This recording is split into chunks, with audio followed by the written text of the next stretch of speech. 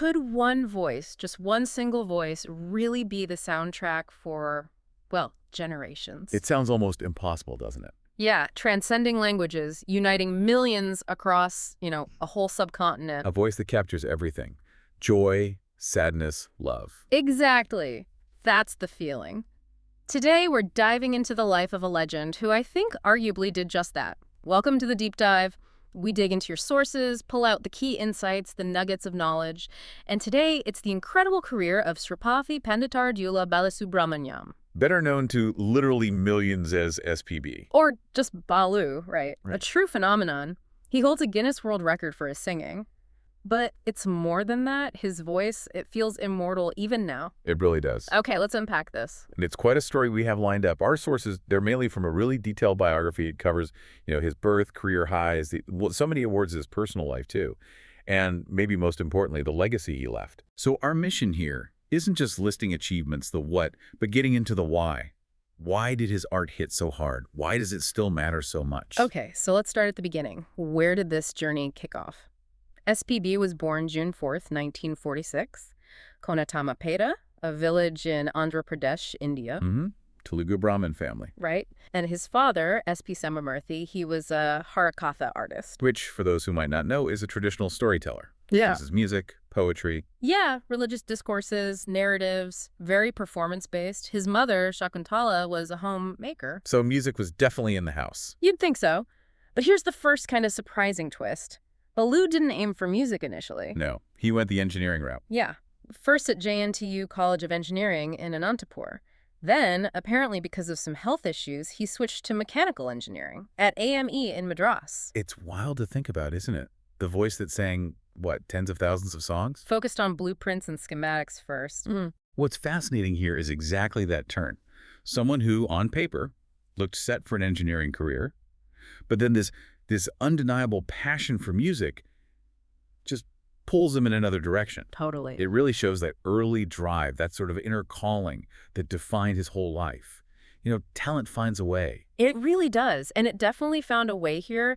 Even while he was studying engineering, the music wouldn't stay quiet. Right. He was winning singing competitions left and right. Yeah, basically laying the groundwork, maybe without even fully realizing it, for this massive playback singing career. And maybe we should quickly explain playback singing. Oh, good point. So for listeners maybe less familiar, playback singers like SPB, they're the ones who actually record the songs for films.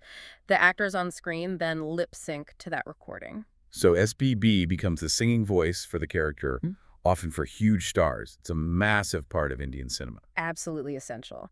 And his official start, that first big moment, it came in 1966, a Telugu film called Sri Mariada Ramana. Okay, and here's where the scale just becomes, honestly, unbelievable.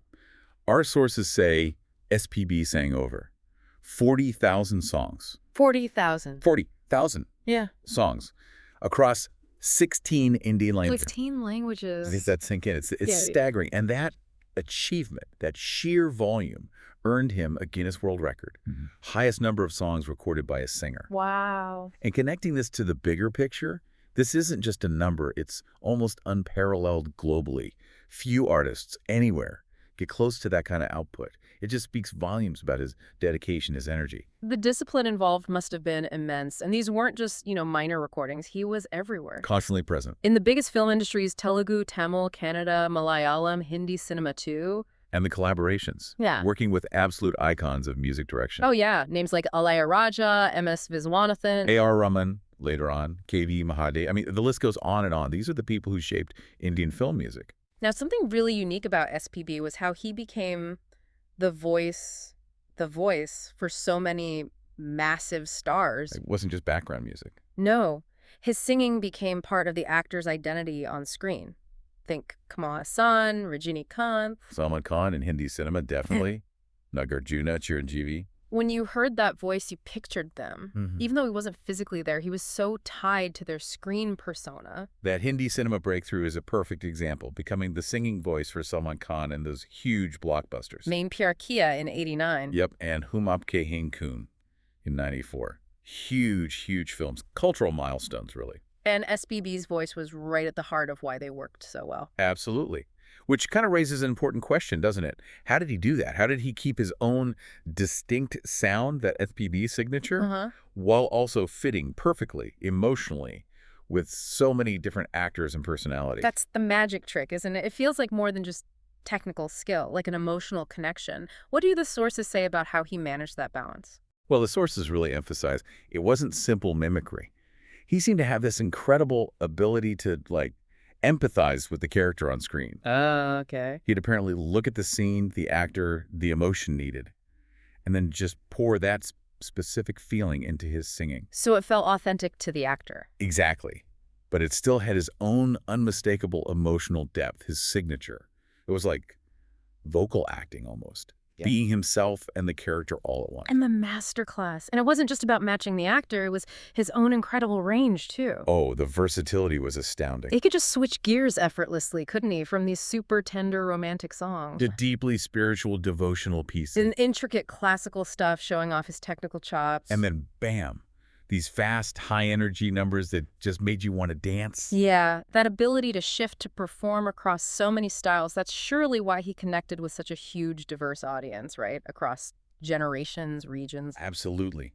He bridged so many divides with that voice. And his talents didn't stop at the recording booth. No, he branched out. He acted in several Telugu films, apparently, and popped up on TV shows, too. Showed another side of his creativity. And what's also fascinating here is his work as a voice actor, a dubbing artist. Right. I read he dubbed for Kamal Hassan a lot in Telugu films. He did, which is incredible, lending his speaking voice to another major actor, essentially becoming their voice in a whole different language. Wow. It just underlines his range, and how vital he was to the film industry beyond just the music. His voice was this incredibly versatile instrument. And when you look at the recognition he got, wow, the awards shelf must have been enormous. No kidding. 6 National Film Awards for Best Male Playback Singer. 6! Which is remarkable in itself. But get this. What? Those wins were in 4 different languages. 4 languages. Okay, that's incredible. That says so much about his mastery across different cultures, different musical traditions. Truly a national figure. Absolutely. And then there are the state awards, like 25 Nandi Awards from Andhra Pradesh alone, numerous Filmfare Awards South. The list just goes on. And it wasn't just film awards. He received India's highest civilian honors, too. The Padma Awards. Yes, the Padma Shri in 2001, and then the Padma Bhushan in 2011 from the government of India. And connecting that back, these aren't just personal trophies. They signify his massive cultural importance, his impact on the entire nation. A true national treasure. Without a doubt. And of course, we have to mention the Guinness World Record again for the sheer number of songs. Plus state awards from Tamil Nadu, Karnataka. His work was just celebrated everywhere. Away from the studios and the accolades, he had his family life, too. Yes, married to Savitri. And they had 2 children, Pallavi and S.P. Charan. And Charan actually followed in his father's footsteps, didn't he? He did. Became a successful playback singer himself and a film producer, too. So the musical legacy carried on in the family. But then, tragically, the world lost this voice way too soon. Yeah, that was such a shock. August 2020, he tested positive for COVID-19, admitted to hospital in Chennai. There were hopes initially, signs of recovery. Right, but then his health declined due to post-COVID complications, and he passed away on September 25th, 2020. He was 74. Left the whole music world, millions of fans, just mourning. It's still hard to grasp the silence he left. It truly is a huge void. But his legacy, wow, it just keeps going, doesn't it? It resonates so strongly.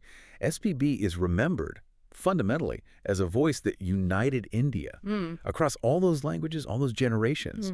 He just connected with people from every single background. Which brings us back to that core question, maybe. How does one artist, one voice do that, become this unifying force in such a diverse country? Yeah, that's the million-dollar question. How did he manage it? What was it about him, his voice, that transcended all those lines? I think our sources suggest it was this unique mix. He had the classical training, right? So the technical skill, the flexibility was immense. Okay. But combined with that was this incredibly raw, accessible emotion in his voice. It wasn't just technically perfect. It felt human. Really? Exactly. He wasn't just singing notes. He was singing feelings, joy, heartbreak, devotion, hope, things everyone understands, regardless of the language of the song. There's this emotional honesty. That makes perfect sense. His songs, they don't just feel like nostalgia. They're still inspiring new singers today. Music lovers keep discovering him. Filmmakers are still influenced. It's genuinely timeless. His voice just lives on, still inspiring. Yeah. And the sources sum it up so well. S.P. Balasubrahmanyam's voice wasn't just music, it was emotion. Hmm. He gave life to thousands of songs that remain immortal. That really captures it, I think, his huge contribution. So what does this all mean for you listening right now? We've taken this journey through the life of a true musical giant, a man whose passion, that incredible versatility, and just the sheer volume of his work, it shaped decades of Indian cinema and music. It's an amazing story. His story really reminds us what one person can achieve with dedication, with that deep connection to the human experience. Absolutely. And maybe it leaves you thinking, how can a single voice, just through dedication and that emotional depth, cross borders of language, of culture, become something so personal, yet shared by millions worldwide? What other artists, or maybe other forms of expression, have that same kind of unifying power in your own experience? Something that connects people beyond just words? A great thought to leave with. Thank you so much for joining us on this deep dive into the incredible world of SP Balasubramaniam. We hope his music and his amazing story stay with you.